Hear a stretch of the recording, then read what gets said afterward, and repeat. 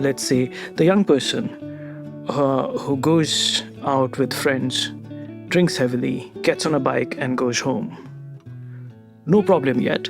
The risk of them having an accident and a head injury or even dying. Hey, what signs do I need to notice about drinking alcohol?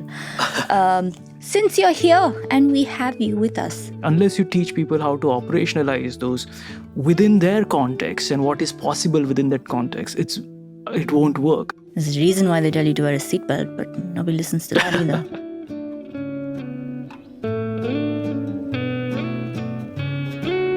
Hi Abhijit, welcome to The Curious Case of. Abhijit is a psychiatrist and he specializes in addiction research, and he also teaches, and mostly he does 50% he does research, except I found out that there's different kinds of research and there's something called implementation research, which is what you do. Yeah. Yes? Okay, correct. Anyway, which means that he actually goes and does the thing and then sees if it works and then comes back. So he doesn't just do the writing, he also does the thing and sees the impact on real people. Today we are going to talk about addiction. And I wanted to start from the basic question of what is an addiction, because people say I'm addicted to TV, or people say I'm addicted to chocolate, or these days everyone is addicted to matcha. When people talk about I'm addicted to some of these things that you spoke about, their conceptualization of it is I do a lot of this. I watch a lot of Netflix, or I drink a lot of matcha, and I enjoy it, and that's why I keep doing it. Whereas addiction is much beyond that, right? If I wanted to use one sentence to kind of separate or differentiate the two, it would be addictions, as people talk about it in the lay language, is enjoyment, and addiction in its real sense is a compulsion. And there's a big difference between the two. And there are some core things that will differentiate your love for Netflix from, let's say, being addicted to alcohol. And these core things include loss of control. So, for example, if you have an addiction to something, then once you start doing it, you will find it extremely difficult to stop it, even if you want to, which is not the case with some of these other things. The other core thing that you will see is a compulsion to indulge yourself in that activity, whatever that activity is. Like, you get strong urges to keep doing it. There are things that happen around you, cues that kind of push you towards using that thing. You continue using whatever that thing is, even when it is causing problems for you in various domains of your life, whether it's physical health, mental health, social domains, occupational functioning. And despite knowing that it's causing you difficulties, you will keep using it. You start readjusting your life around that addiction, right? So, for example, a lot of my time is spent in thinking about, if I've gotten, let's say I'm dependent on alcohol, a lot of my time spent thinking about how am I going to get the alcohol, spend a lot of time around actually getting that alcohol, then more time drinking that alcohol, and then further more time getting over the effects of that alcohol, right? So you're now adjusting everything around it. Like, you wake up and you might have your drink, so you might not have a breakfast or whatever. You might go late to work because you have to have that alcohol. You might leave early from work because you have to have your alcohol. You might not come home after you finish work despite having home responsibilities. So you're readjusting everything around that. So these are some of the core things that come. And then there are other kind of more technical terminology, so to say. Like, for example, tolerance, right? What does that mean? It means that you have to start doing whatever that you are doing, to which you are addicted to. Let's take alcohol, just for the sake of explanation. I'll just stick to alcohol for the moment. You start off with, let's say, drinking beer, and then you have 1 can of beer, 2 cans of beer, and that makes you feel good. Over time, those 2 cans are not enough to give you that same effect that you were getting before. So you kind of maybe go to 4 cans of beer. Over time, that doesn't help as much. So you move on to spirits. And then you start off with 2 pegs of whatever, rum or whiskey or gin. And that then goes up to 4 pegs and then a bottle. So that's tolerance. Your body, your brain is getting used to it. It's not giving you the same pleasure or effects that it was giving you before, and you keep increasing it. And if you become dependent on that alcohol, then you, when you stop alcohol, you develop what's known as withdrawals. Your body starts having different effects. You get tremors, you might get seizures, you sweat excessively, and so you get those withdrawals, the physiological withdrawals, and you also get psychological withdrawals. So broadly, these are some of the things, which I'm sure you'll agree are quite different from love for coffee or matcha or Netflix. So, yeah. So when you start, you can't stop. If you're not doing it right now, you feel the urge to start doing it. You start to plan your whole life around being able to do that activity or consume that substance. And then the other two that you mentioned are kind of like, if I used to drink 3 cups of matcha, now I will need to start drinking 5. So that's like very specific to addiction. Yeah. That's a specific part of it, that you have to start consuming more of either the substance or the behavior or whatever it is. And the last one, withdrawals. So when you stop. And so then if I don't drink the matcha, then I really, really can't function, and it'll affect a lot of things. Okay, cool. Didn't know that the last two were specific to being addicted to something. There is a difference between substance addictions and behavioral addictions. Should we separate the two for this conversation? And if we should, just a little bit of why we should separate the two. Sure. Because we talked about Netflix and we talked about matcha, and one is behavior and one is substance. Sure. So what are the differences? Obviously, behavior and a chemical substance, right? So that's the basic difference. But how it starts working on your body, or let's say in this case, brain. In the case of substances, there is actually something going inside your body and actually influencing the brain, right? Something actually happening to your body and the brain, which is not the case with behaviors. So the entry point, so to say, for the start of the addictions is different. But once that entry point happens, a lot of the other things that, subsequently happen are quite similar in terms of what it does to the brain. And for example, the dopamine surge, or the changes, structural changes that over time happen to the brain because of the addiction. That would remain the same.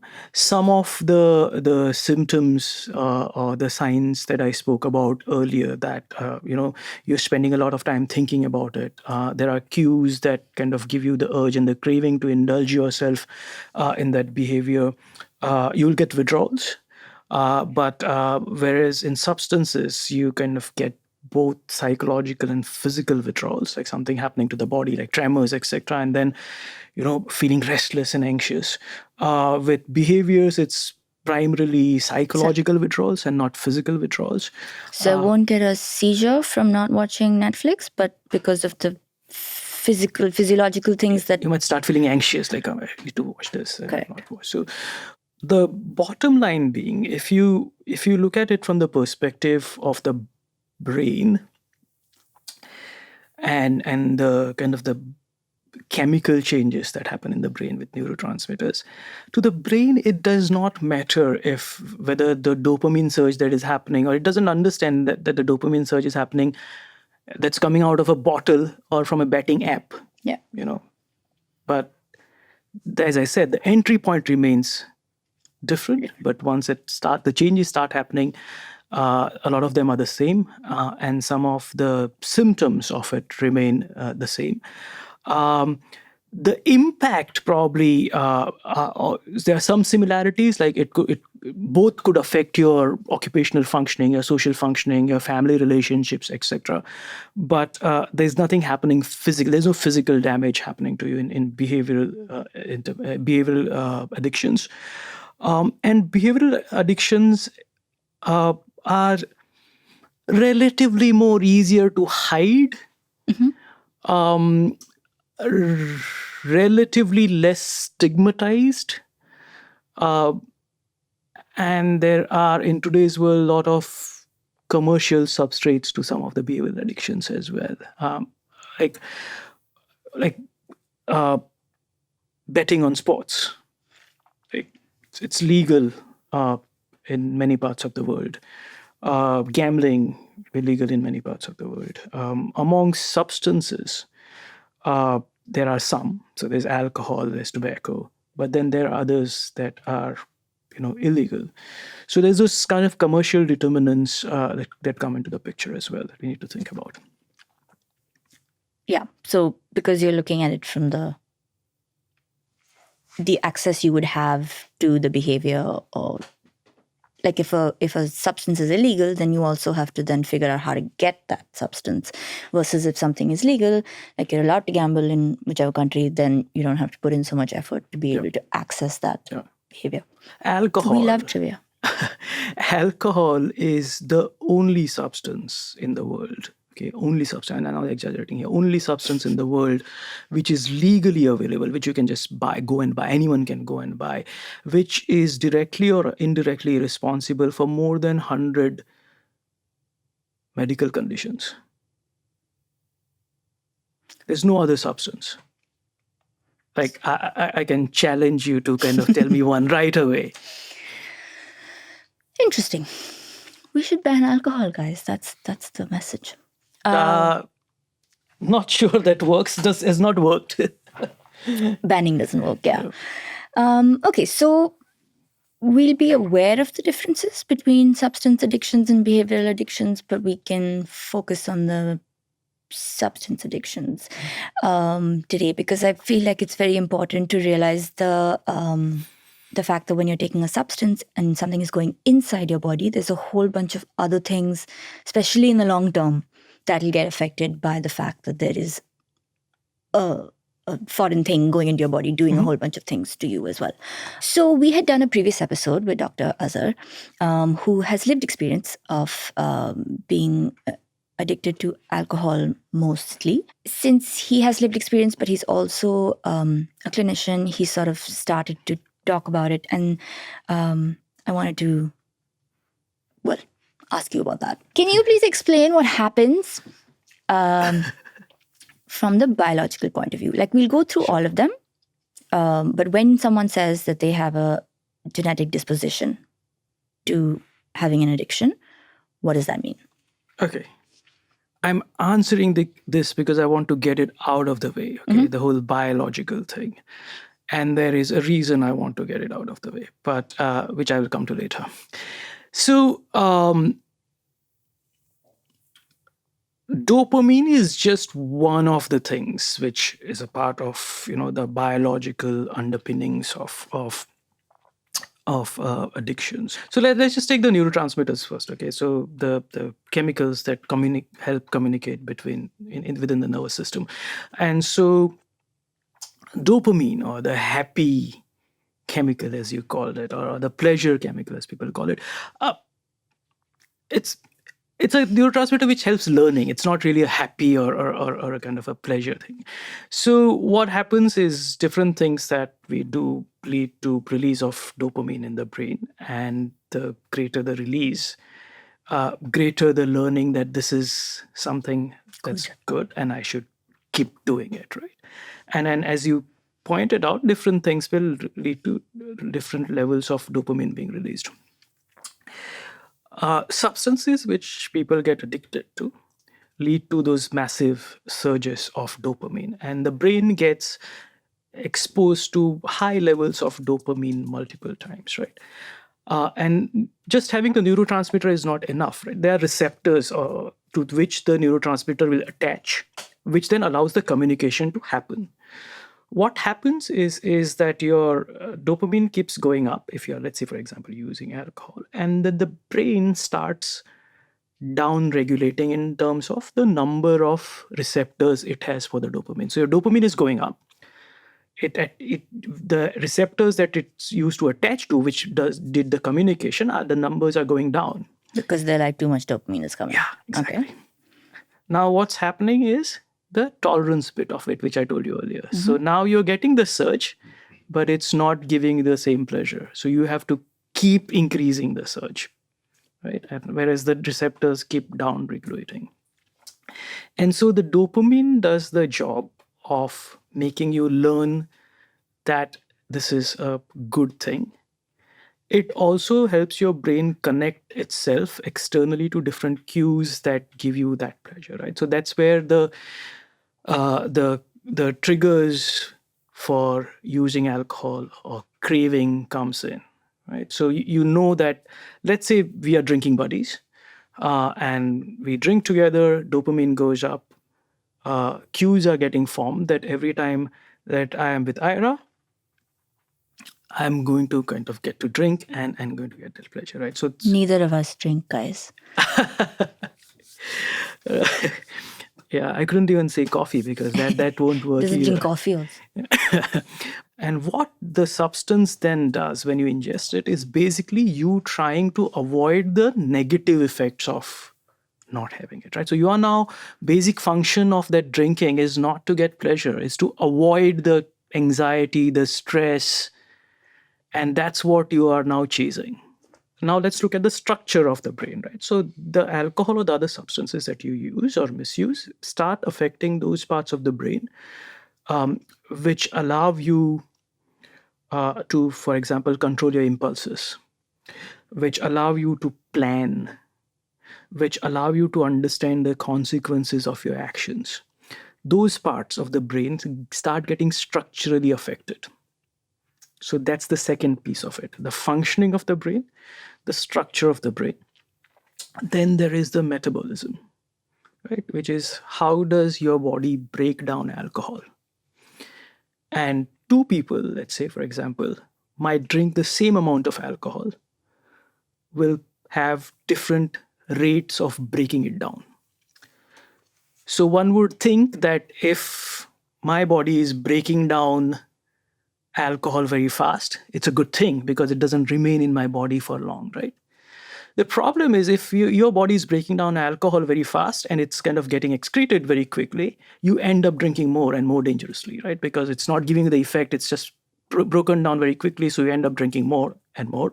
And so the effects are greater.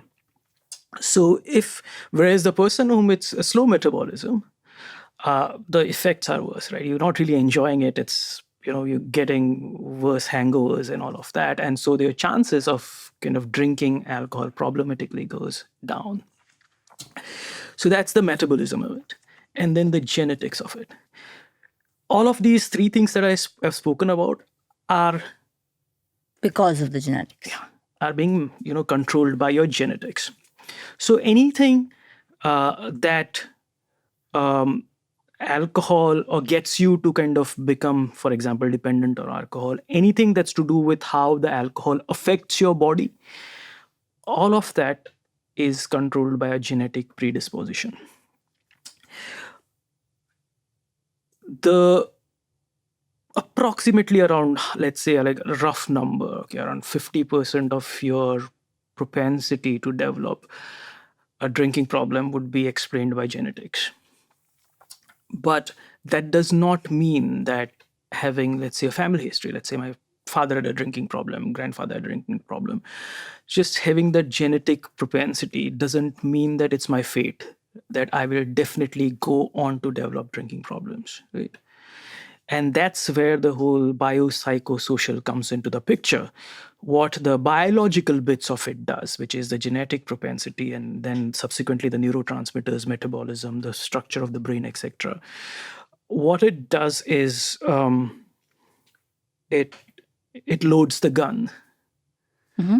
Okay, but the trigger is pulled by your environment. So you could have all of these things, and if your environment is not amenable to you developing drinking problems, you will not develop drinking problems. So you could have two people, let's say twins, same genetics, they grow up in completely different environments. One where there is, because they are seeing alcohol in their vicinity, the family drinking, and so there's modeling behaviors. Alcohol is easily available. There's peer pressure to drink when they go into college. Alcohol is inexpensive. There's a lot of advertising around them about alcohol. And let's say the other person, the twin, grows up in a parallel world which does not have any of these things, then this person, despite the genetic I just want similarities, to add other things in that category of like other kinds of stress. uh, In the first twins' life, so they could be things that are related to alcohol, like access and advertising and all that, but they could also be just things like war or COVID or absolutely. exam pressure, anything. Absolutely. Yeah. Versus the second twin who has relative safety and stability and support. Yeah, absolutely. So the first one will go on to possibly develop drinking problems. The second one will not. So genetics remain the same. So all of the biological stuff that I spoke about would be more or less the same. But the pulling of the trigger by the environment does not happen. In one example, the gene gets expressed and triggered, and in the other example, it doesn't. Okay. So apart from that 50% that may or may not get triggered in your biology, what else affects whether you develop addiction or not? One of the commonest things that we get to hear from the work that we do in terms of understanding why people start drinking and then continue drinking, one of the commonest thing that comes up is peer pressure. So to get started and then to continue. So a lot of people, especially young people, start drinking because if they don't, they are outside the group. And to become a part of that group and to be accepted, you have to drink. Right? So that's one example. A lot of the times, people drink because it serves a particular function for them. So, for example, if I go to a party and I don't drink, I don't feel confident enough to interact with people. And so, drinking gives me that confidence. Drinking allows me to reduce my anxiety around people and about things. Drinking allows me to elevate my mood. Drinking allows me to improve my sleep, which is spurious. It doesn't actually improve your sleep. You think it does. You think it does. It sedates you, but the quality of sleep is not good. But anyways, that's what people think. Drinking allows me to. So for example, one of the other things that we found was a lot of the people who work in industries or workplaces where there's a lot of hard physical labor at the end, like in the construction industry, for example, or fishing industry. At the end of the day, the alcohol allows them to manage their body aches better and help them sleep. Right. So that's another example.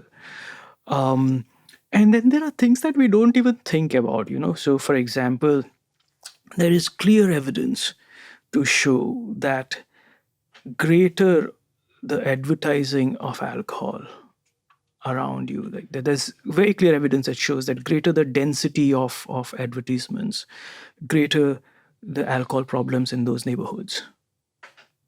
There's very clear evidence to show that greater the density of shops or stores that sell alcohol, greater the chances of developing alcohol problems within those communities. So for no reason, we kind of make these policy recommendations around like banning advertising of alcohol, ensuring that the density of alcohol vends or shops is kept low. The licensing mechanism, all of these things are designed to kind of reduce the environmental risks of people starting to drink and developing drinking problems. Then the norms around drinking, right? So there are kind of things called as wet drinking cultures and dry drinking cultures, right? Mm-hmm. And a wet drinking culture would be Italy, right, where people predominantly drink wine. They drink them with meals. You kind of drink it over a long period of time, right? I mean, you're kind of sitting having your meal and you finish a bottle over a substantial period of time. And there are kind of clear social rules around what you can drink, when you can drink, how you can drink, where you can drink, what you can do after you have alcohol. Wet culture, clear norms around alcohol. And then there are dry cultures, where people predominantly, so for example, is India. The predominant consumption is of spirits. It's not beer or wine. It's mainly spirits. It's drinking large amounts of alcohol with the intention of getting intoxicated. It's not, it's not because you kind of sitting with friends and having a good time. You kind of, the whole idea is we're going to get drunk and disinhibited. That's the expectation. So that would be your dry cultures, and that's where you kind of have more problems because there are no norms, right? There's nothing to tell a young person, let's say in a dry culture, like in the context is India, around what, how much, where, when they can drink, how to behave once you have had alcohol. None of those norms are set, and that's again a risk factor for developing drinking problems. That's why sometimes people say, I'll teach you how to drink.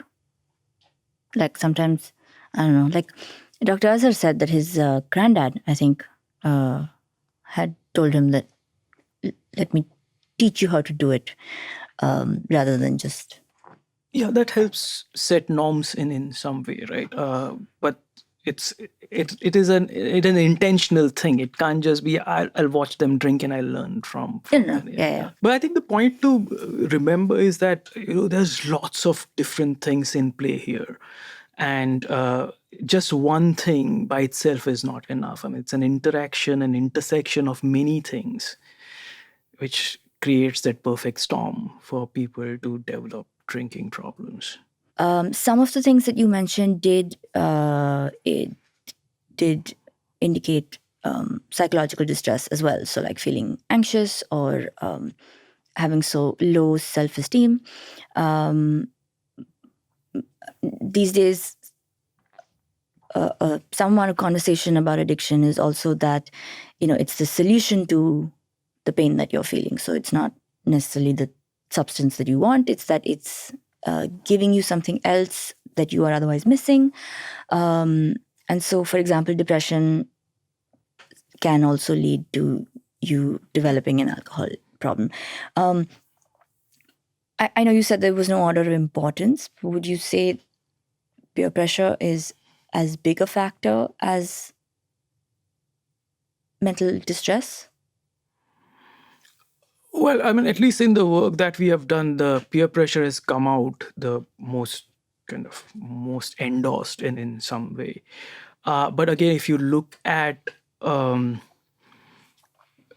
the prevalence of people having mental health problems versus the prevalence of people having friends, Fair. one could argue that the risks of peer pressure is like being exposed to peer pressure is much more than the risk of being, Okay, well, then we won't pick one over the other. There's a spectrum of problematic drinking, right? So people can fall anywhere on that spectrum. Just using the word addiction just makes it sound as if it's a binary, either you have it or you don't, right?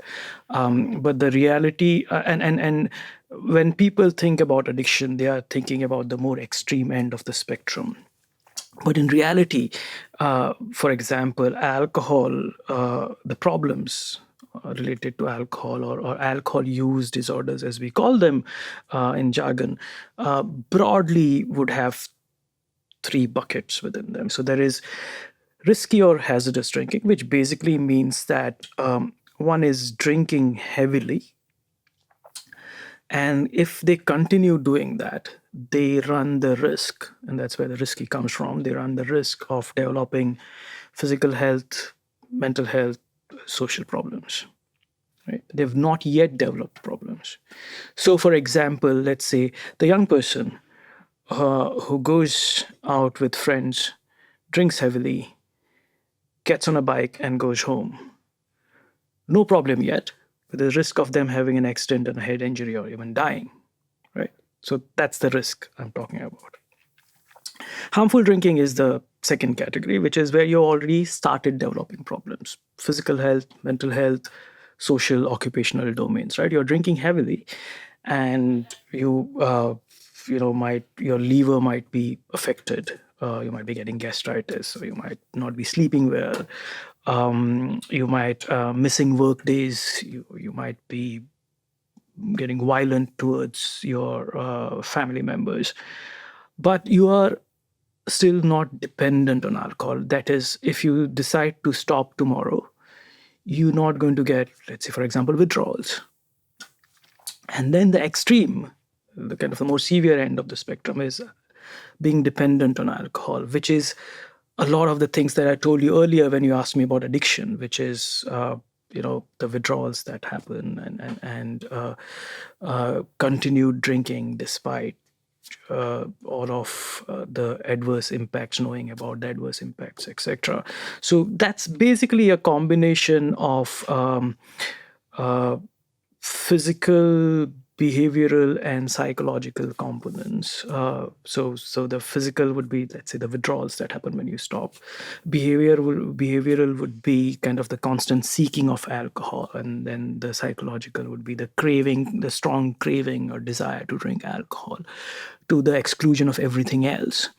I think that comes at the more severe end of the spectrum. But the problems are across the whole spectrum, right? Because each one. I mean, I feel like even the first one has social problems where you might kill someone else on the street. Yeah. And so they all have larger consequences across biology, social life, Exactly. psychological life. Each one has its consequences. But when we think about addiction, we just think about the person who sits in the corner, has a whiskey glass, drinks all night. Exactly. And then throws up. That's our. Whatever they do. So that's how you visualize it. And when that's correct. And then when I kind of talk about this, I say when we talk about alcohol use disorders, the general perception of people, they think about, oh, it's that man on the street who, like, late at night coming from the bar, falls on the side of the road, is not able to, doesn't know how to get home, and they'll sleep the night off on the road. So that's people's understanding of alcohol or alcohol problems. And I think the problem with that is when your conceptualization of a drinking problem is that extreme end, you think everything else is fine. And even if you're doing all of these other things, you think there's nothing wrong and I don't need to seek help. Or if you see someone in your family, they're like, oh, that's fine. They're not dependent. We don't really need to do anything. But at a population level, all three of these are problematic. In fact, it's like it's a pyramid, right? So the risky drinkers and the harmful drinkers make this, and the more dependent drinkers are this small bit. But the focus, both in terms of how we see the problem and how policymakers see the problem in terms of responding to it, is just the tip of the pyramid. Whereas it's easier to do things about the lower halves, just like in all the other mental health conversations we've been having. Yeah. Okay. So, because the idea of this podcast is that, we do live in a large society and there will be systemic things that we cannot always control.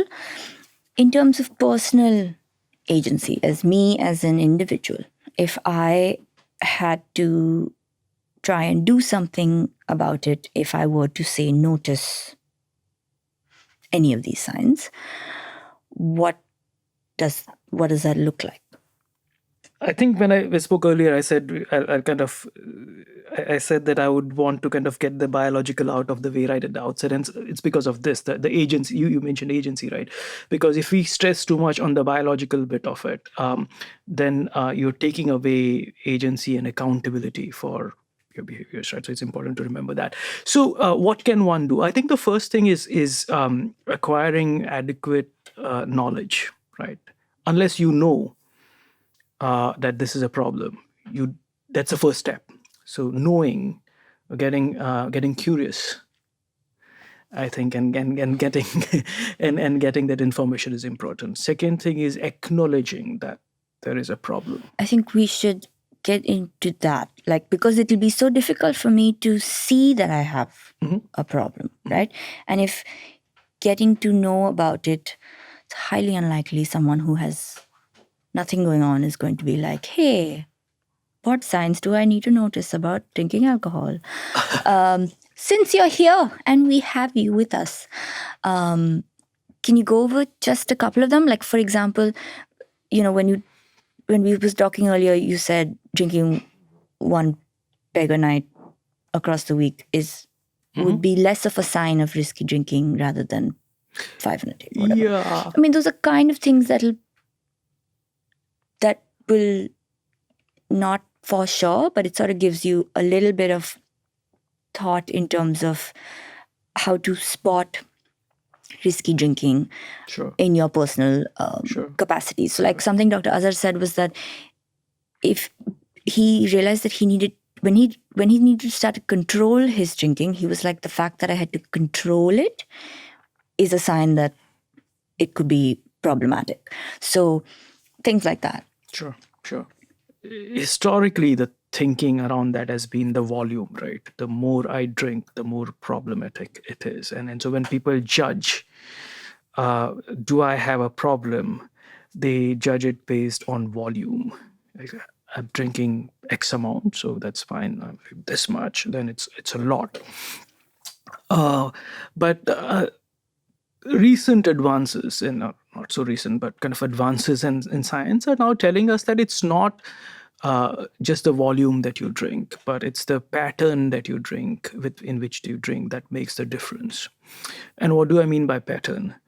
So one example that will contrast volume against pattern, right? So let's say I'm drinking one peg of whiskey or rum every evening before going to bed, every day of the week, right? So I go home, I have my meal, I have one peg of whiskey every day of the week. So that's one pattern of drinking. And then you have this other person who says to you, oh, I don't drink every day. I only drink on Saturdays. I work all week.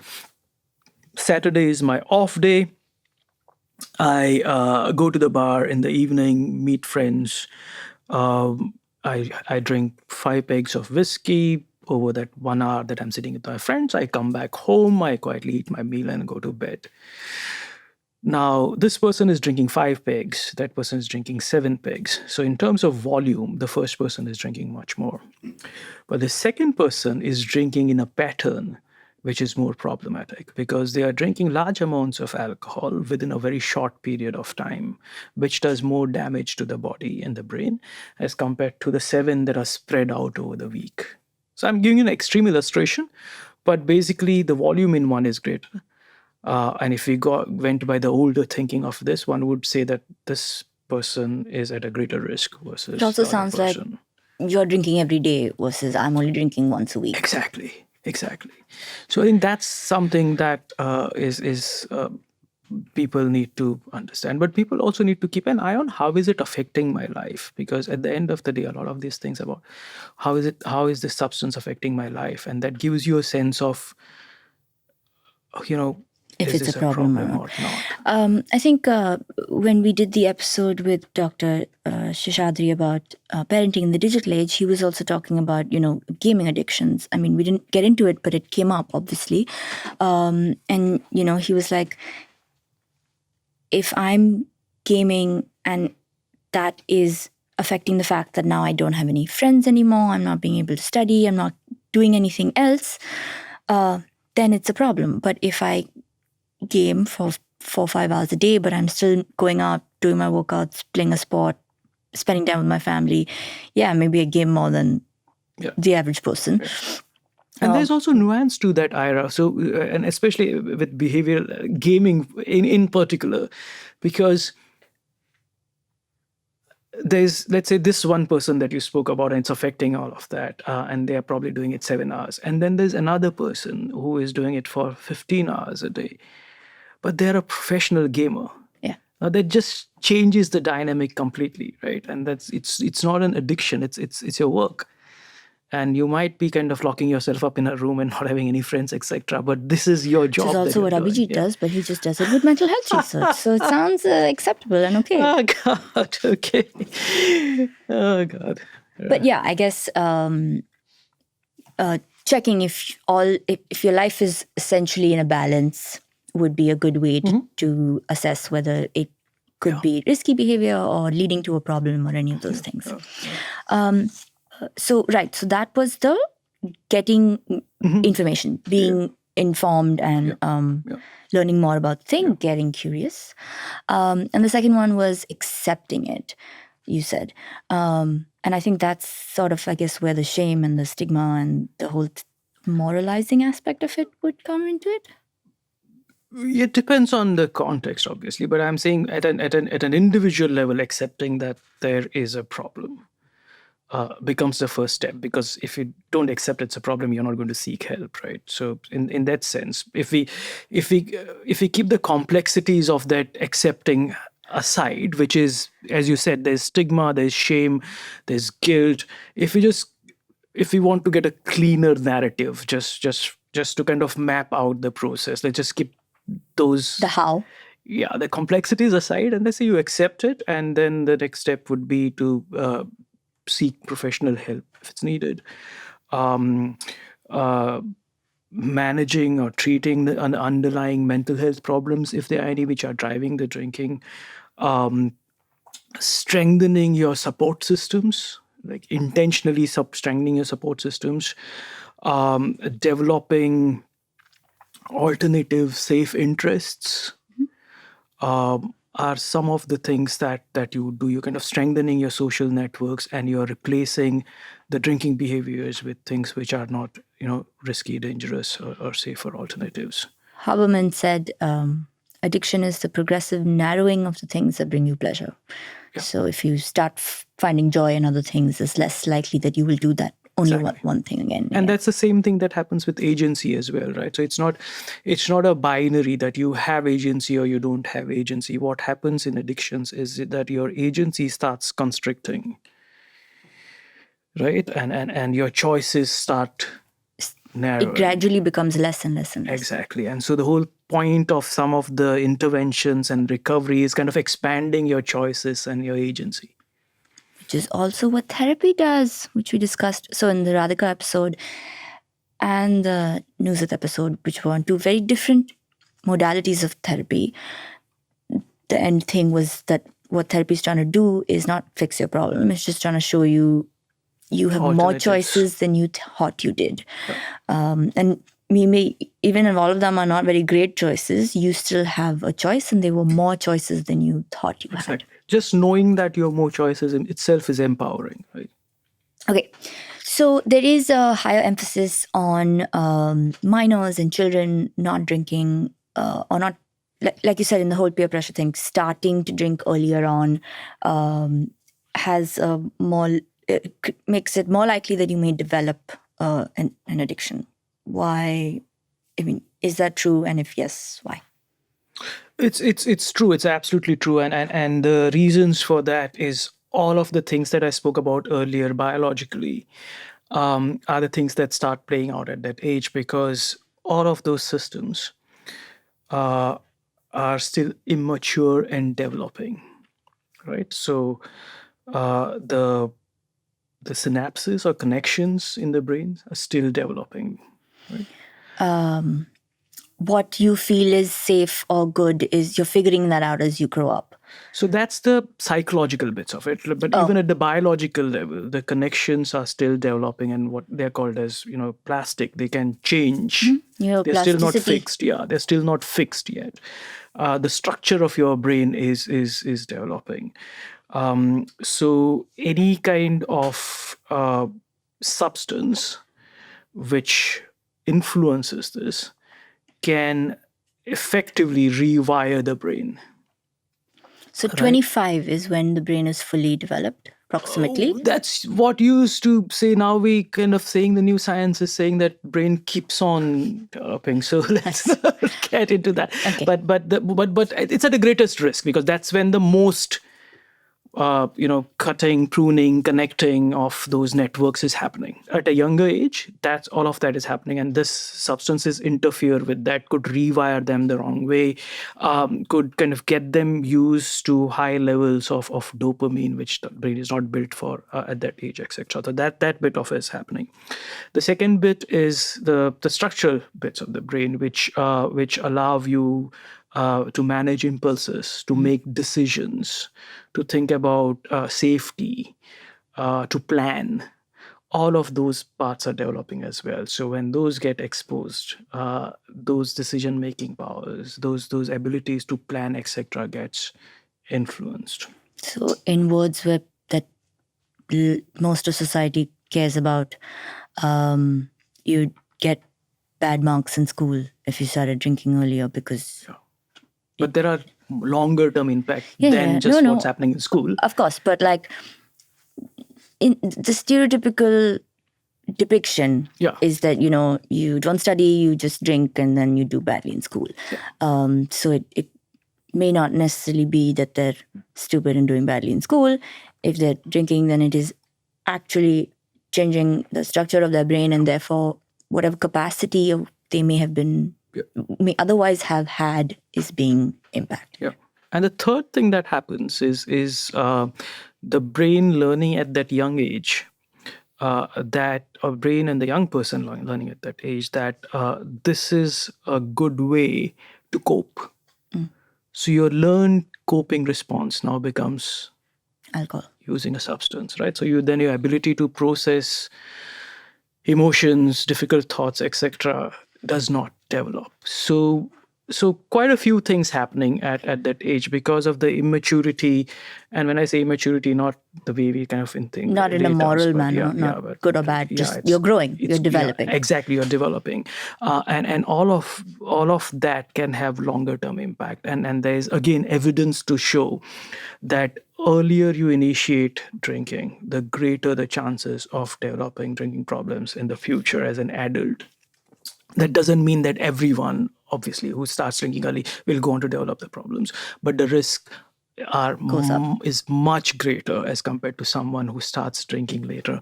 And hence the logic behind the policies on legal age for drinking, right? I mean, it's not something arbitrary. There's a reason why these policies are there.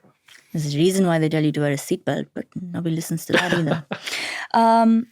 Yeah, and just to highlight, what you said about developing coping mechanisms is because, like you said, also developing interests, right? So if from an early age, my coping mechanisms, which could have been going out and playing sports or meeting my friends or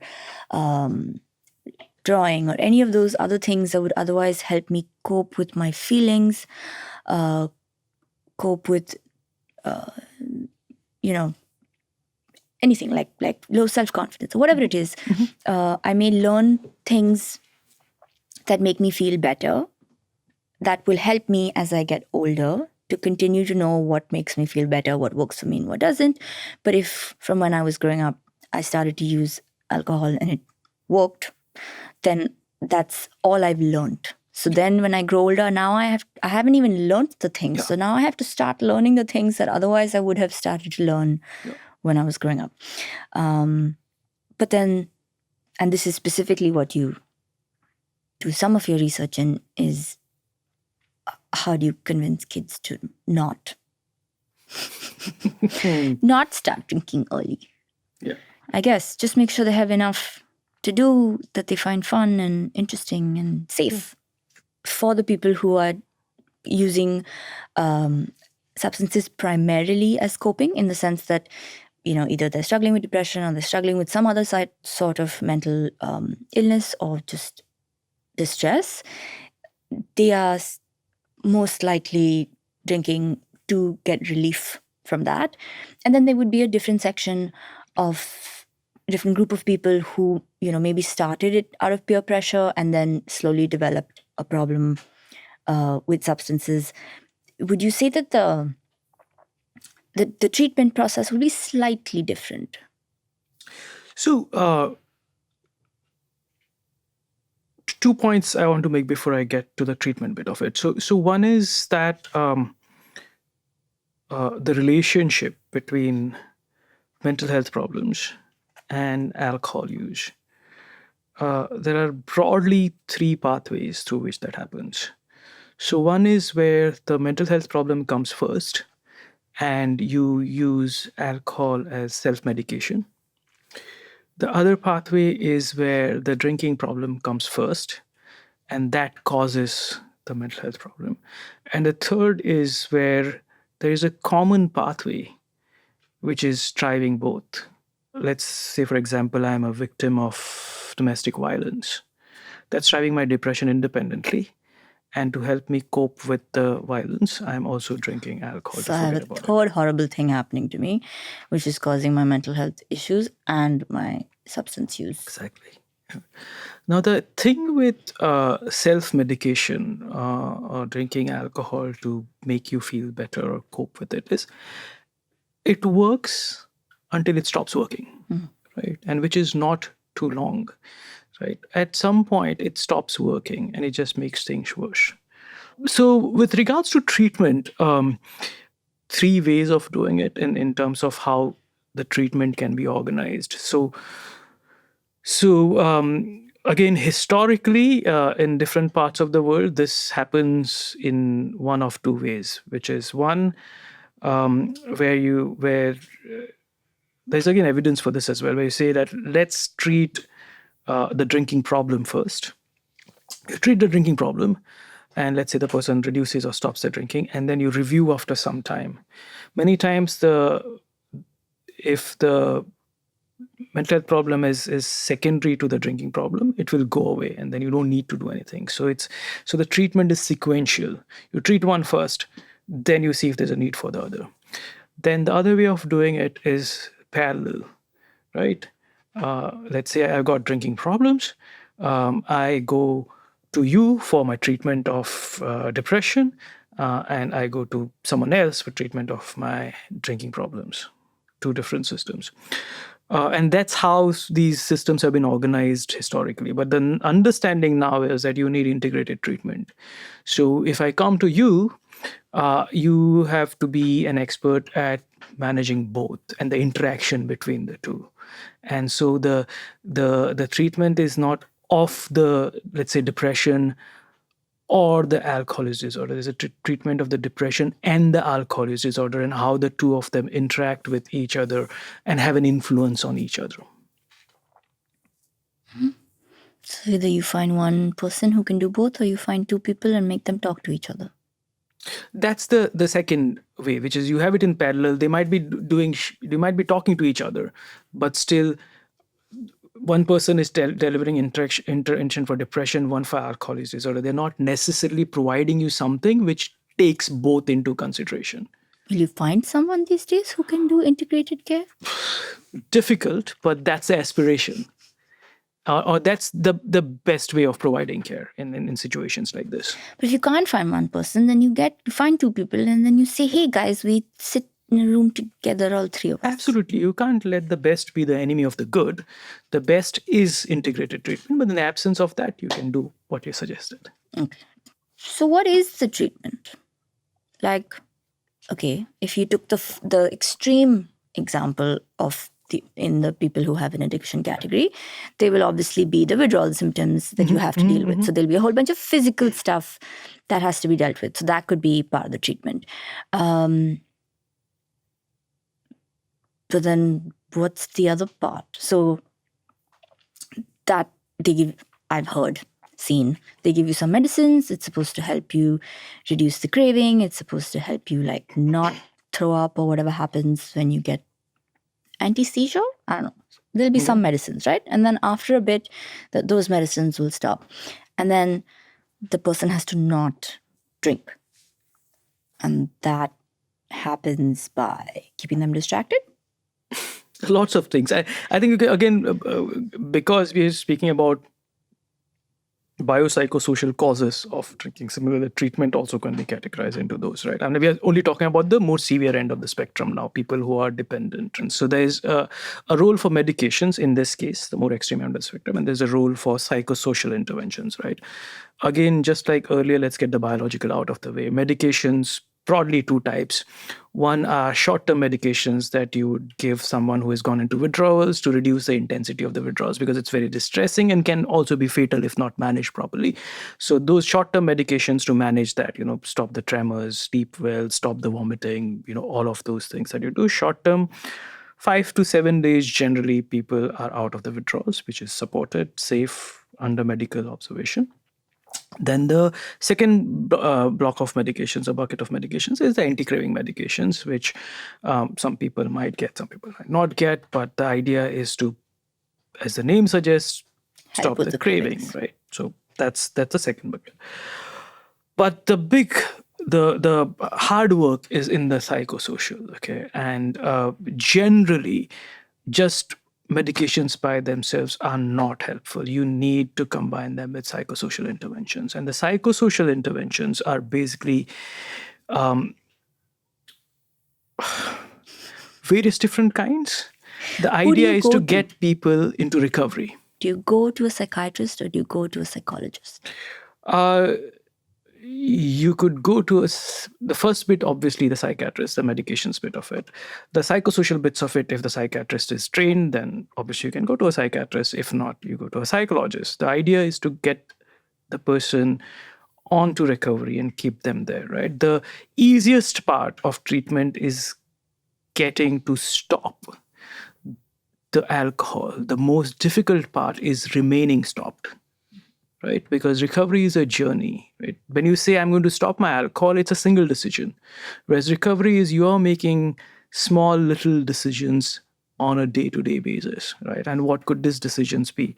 They're around reducing your risk factors, right? You're reducing the triggers that could make you relapse. So, for example, if I used to drink Stop with my hanging out with friends, Ida. stop hanging out with the friends with whom you used to drink. Stop going to the places where you used to drink. There are lots of different triggers. So thinking through what the triggers are, and then thinking through how can I avoid those, and which is not always possible. Uh, how do I avoid Ira? I can't because I have to do a podcast with her. So if I can't hide from Ira, how do I manage the situation when Ira meets me and says, let's go for a drink? What do I do then? Right? So thinking through mitigating those risks, avoiding or then mitigating those risks. Those are kind of reducing the triggers. Then enhancing your strengths, right? Kind of building social networks which are non-drinking, getting support systems around you who will help you if you slip and have a lapse. Um, Finding other activities which are pleasurable but do not involve drinking. Understanding that recovery is a journey and that if sometimes you might slip because it's a chronic condition, sometimes you might sleep, sometimes you might lapse, but that does not mean that you're failed, right? You can come back onto the journey of recovery. So the one of the big things that happen when someone slips, like let's say I've stopped drinking for let's say 6 months and then I have a drink. I start feeling guilty that I failed myself, I failed my therapist, and I said, "No, what's the point? I'll continue drinking." And so that lapse or the slip becomes a relapse, which is continued drinking. So understanding that if that happens, I have to go back to my therapist. I don't have to feel guilty. My therapist is not going to blame me for this. We'll work together and get back on to the road to recovery. So these are some of the things one needs to do, like understanding the recovery journey, that it's the long haul, that you have to be kind of making decisions on a day to day basis, from a moment to moment basis. It's not just about stopping the drinking, and then making those things happen and building supports around you. I think those are the most important parts to do as a part of the psychosocial bits of it for dependent drinking. For harmful drinking, where as I said, you're not yet dependent, but it's causing you problems, it's there's not much of a role for medications. There might be to some extent on the severe end, but generally there is not much of a role for medications. It's more of the psychosocial things and more or less the same things that I spoke about earlier. Finding alternatives, building support systems, all of those. And for hazardous drinking, which is the risky drinking, you're not yet developed problems, there's something known as brief interventions, which are very quick, short conversations that healthcare professionals can have with that person who drinks hazardously, which is basically apprising people of their drinking and how they are drinking, how it compares to the norms around drinking, what could happen if they potentially continue drinking, and then what are the skills that they would need to stop or reduce their drinking, right? Because many times people might not have the skills to do it, right? It's like simple simple kind of techniques that you can share with people. So for example, if I drink heavily and I go to the pub or the bar to drink, simple things such as I have a meal at home before I leave. Drink a glass of water between every drink. Drink a glass of water between every drink. Or mix a soda with it, right? More of soda water than the alcohol. Only carry as much money as you need for the amount of alcohol that you said you'd consume. So these are simple, like common sense strategies that can be taught to people, which people don't think about it. So some of these techniques and strategies can be taught to people so that they can reduce or stop their drinking. And just that first part of that, when I said you apprise people of the norms around drinking, right? Because generally, what happens is when I'm drinking, and when I appraise my situation and I'm thinking like, how does my, when I'm kind of reflecting on my drinking, I'm thinking, how does my drinking compare to, other people like me in this community, on this population? People generally underestimate their own drinking. They think that I'm drinking this much and I'm drinking this much and the rest of the population is drinking this much. What you do in explaining the norms to them is actually use the evidence around in that population to show that what you in fact are doing is more than what the rest of the population is doing, and people never realize that. And that's the kind of the cognitive processing of it, right? You kind of thinking, I'm not doing as much. Everyone else is drinking more than me.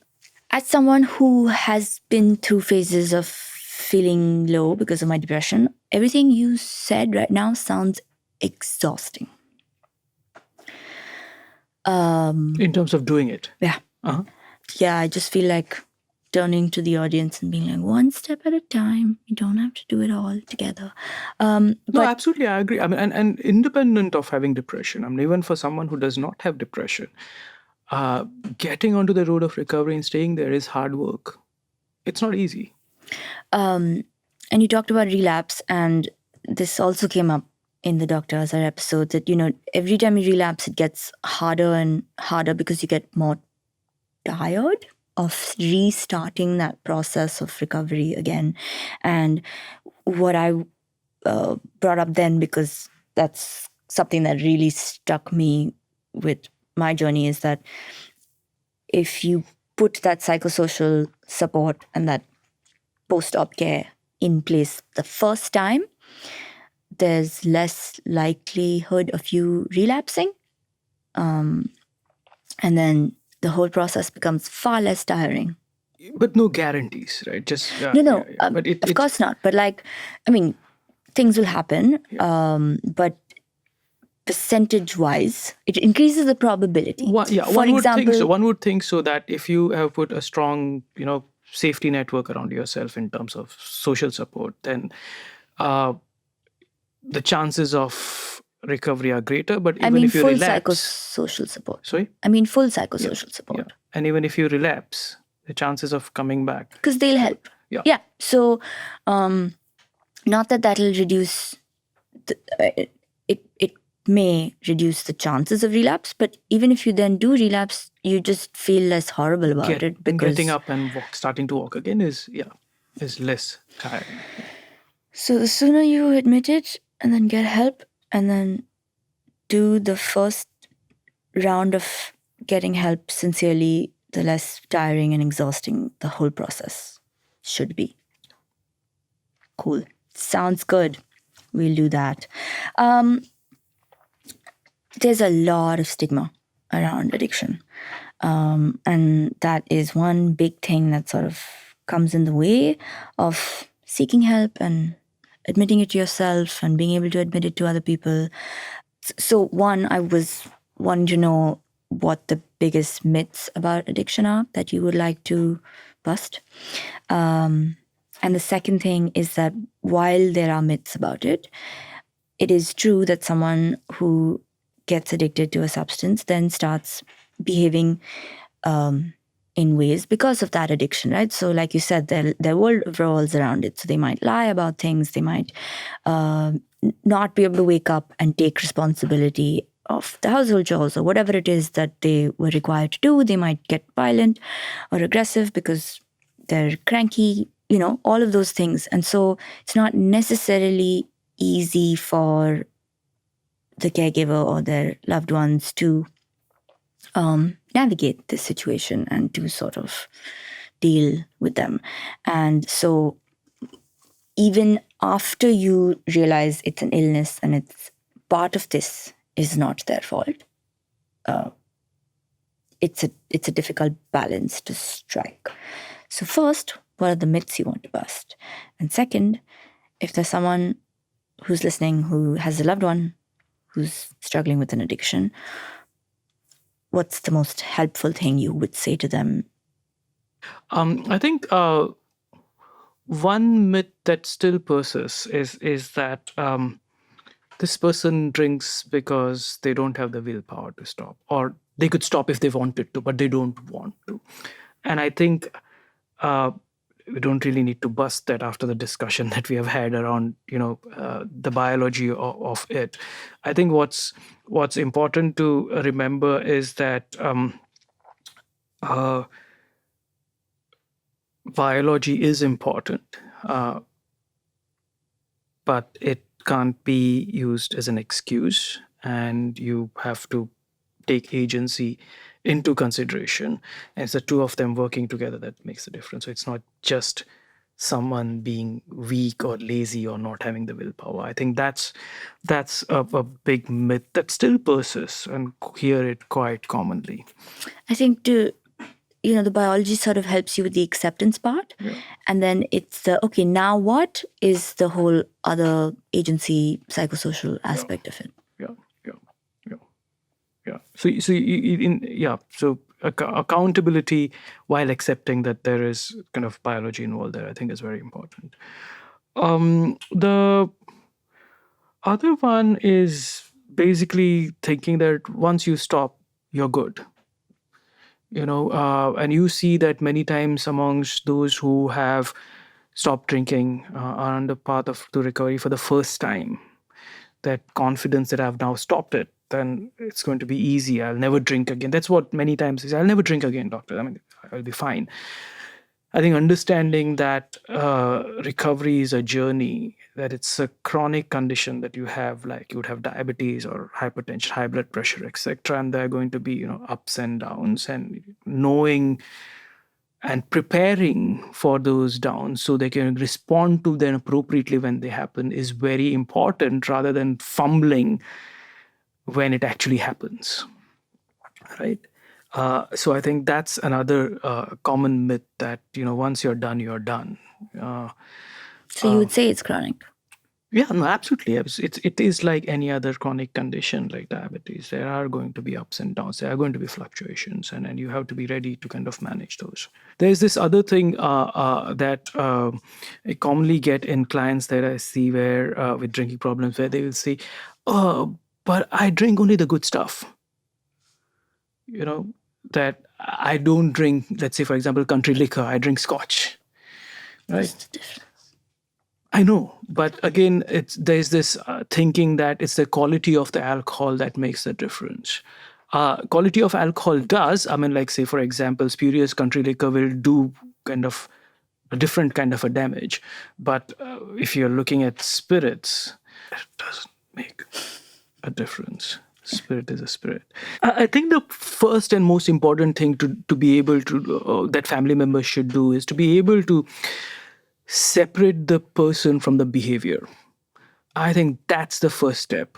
The moment you start thinking interchangeably about the drinking problem and the person who drinks, that's, you're not able to then separate out the emotions. So being able to think that, okay, this is a person and this is the behavior. The behavior is the problem. The person is not the problem. I think that's the first thing to do. The second thing is helping them with all of the other things that I spoke about, right? So helping them build their social networks, being available for them. There are ways in which you can involve the family member in therapy. So with simple things like if I'm the drinker and if I have decided that that I'm going to do controlled drinking, and that if I go out to a party, I'm going to have one drink. So I can now recruit my family member in this and say, listen, when we go out to the party, if I have the first drink and I go for the second one, you have to remind me that this is what we decided to do. Like, Don't shout at me, but remind me. Remind me. Yeah. So that's another thing that you can do. Setting clear boundaries without being dismissive, I think is very important. So, for example, you can come home after having drinks with your friends, but hitting me is not acceptable. Like setting very clear boundaries. If that happens, this will be the consequence, right? So clear boundaries with consequences, very important. Right, the consequence has to actually happen. Yeah, I mean, in the absence of which the boundary won't will work, keep getting right? violated. Yeah. So setting boundaries is very important with consequences. The other thing is when rescuing the person all the time when problems happen doesn't help because it reinforces the behavior. So, for example, simple example, I have drinking problems. I drink out and I go home. I reach at midnight. And if there's no food on the table, I'll go and sleep on an empty stomach. So, my family member who kind of looks after me, spouse, partner, whoever, ensures that she's there awake till 12 midnight until I get back home, hit my food for me, sure that I get my food. So don't rescue, but don't abandon, right? So you say, listen, I mean, you come late, I can't stay up till late midnight, I have work to go to tomorrow. I'm going to keep the food on the table. You can heat it and eat it. Right? So you're not rescuing them, but you're not abandoning them as well as saying that there's not going to be food. If you turn up at 12 midnight, I'm sleeping, you're not going to get any food. Right? So that's very important. You'll cook the food for them, you leave it in the fridge and be like... Yeah, you take responsibility for feeding yourself. Very clearly understanding that I didn't create the problem, so I don't have to beat myself up for it. I can be a part of the solution.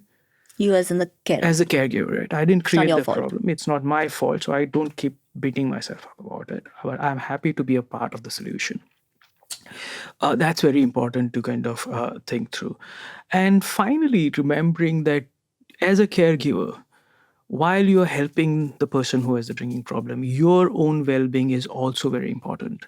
I think that's something does not happen quite a lot in our context in India.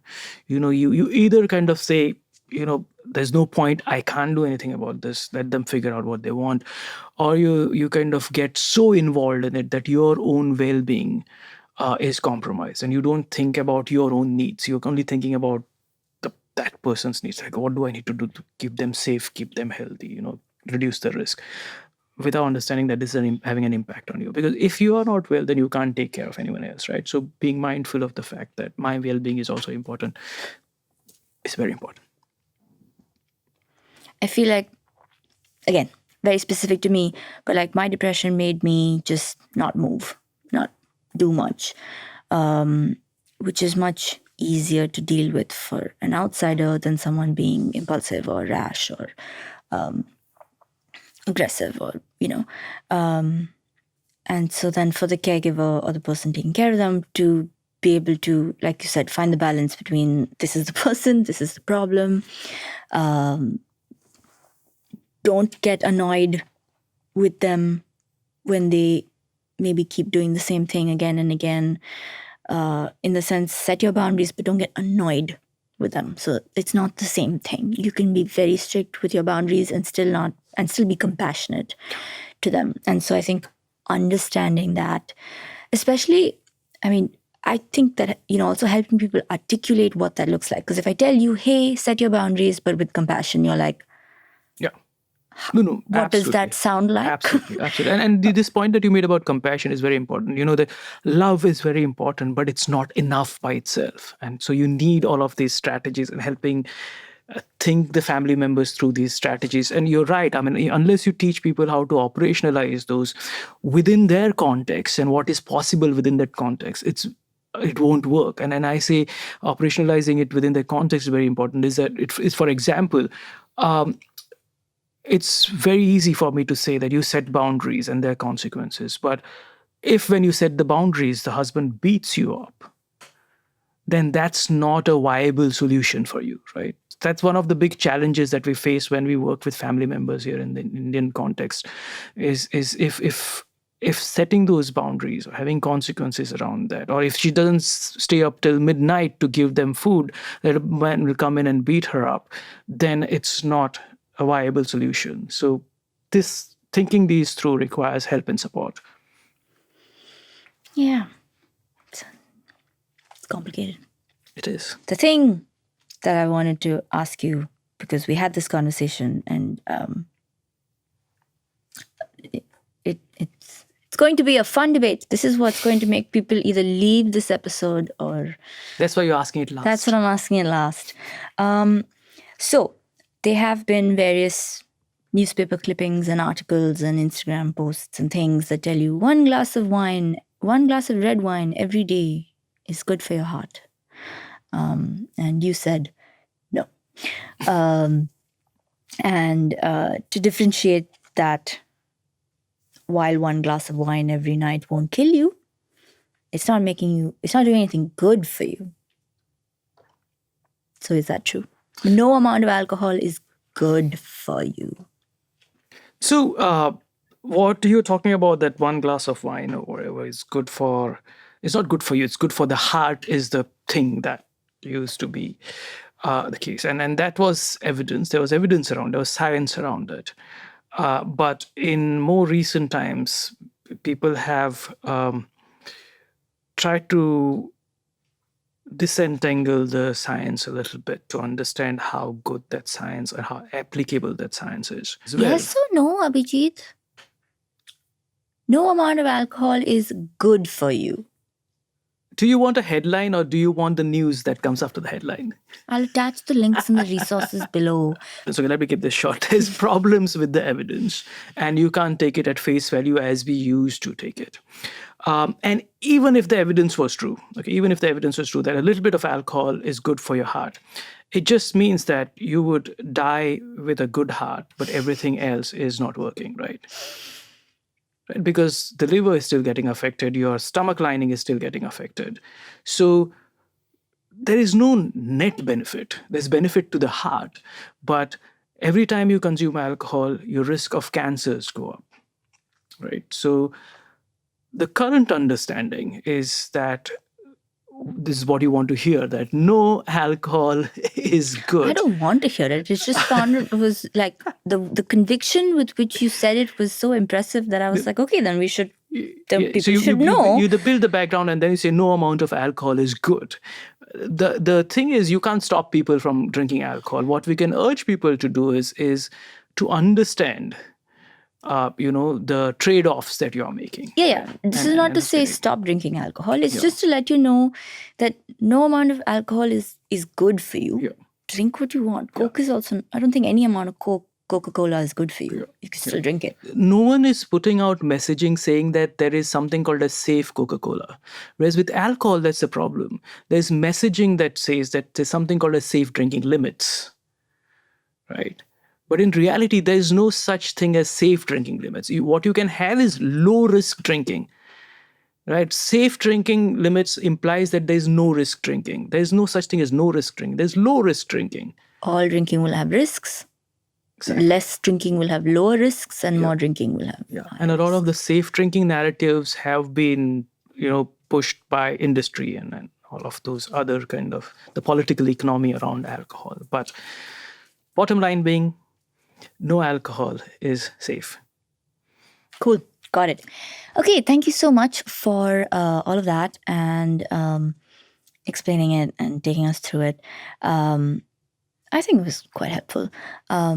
Especially, the operationalizing things is the part that we often skip. we're always like, do the thing, and then we just leave them there. But it's really helping people figure out within their context, in what they are going through, what is actually doable and possible, which is sort of where I feel like short form becomes unhelpful, because most people kind of on some level may get it, but they don't necessarily know how to do it. But that's true. Like, I mean, if you're doing therapy, I mean, if your therapist says set boundaries, then it's a bad therapist. A good therapist would say, we need to set boundaries. Now let's sit together and figure out how you can set boundaries, like what's possible for you. I meant like Instagram. I meant like when you read about things, or when you talk about things, in my opinion, the difference between therapy and doing it yourself is that sometimes the symptoms make it hard for you to do it yourself, and sometimes you've not been taught the skill to do it yourself. So it's not whether you need therapy or you don't need therapy, emotionally speaking. Sometimes just on a skill knowledge level, you need someone to sit with you through it. So I think that was helpful and came up. And so yeah, thank you. We end each episode with a little activity with some stationery. It's called The Little Things, because at Agatsu, we are trying to help people figure out that building a habit of shifting your perspective can be helpful.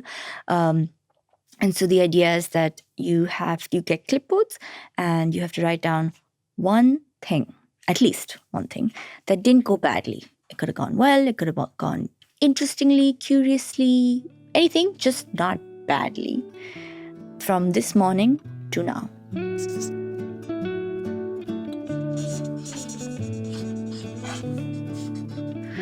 Okay.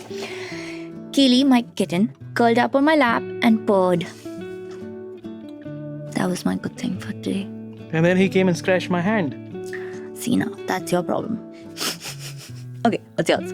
I got to miss meetings because of the podcast recording. How fun! I think that's a great answer. Thank you for watching The Curious Case Off with me. In the description below, there will be links, further reading, summaries, guidelines, resources, everything that we could find and put together that we think you might find helpful. Just to reiterate that everything that is said in the episode, as well as in the resources below, should not be used to self-diagnose. If you have any questions or queries, please reach out to a mental health professional who is qualified. And if you like the episode, then like, share, and subscribe to Agatsu Foundation, our YouTube channel. And if you want to know anything more about the organization, then you can find out at www.agatsufoundation.org.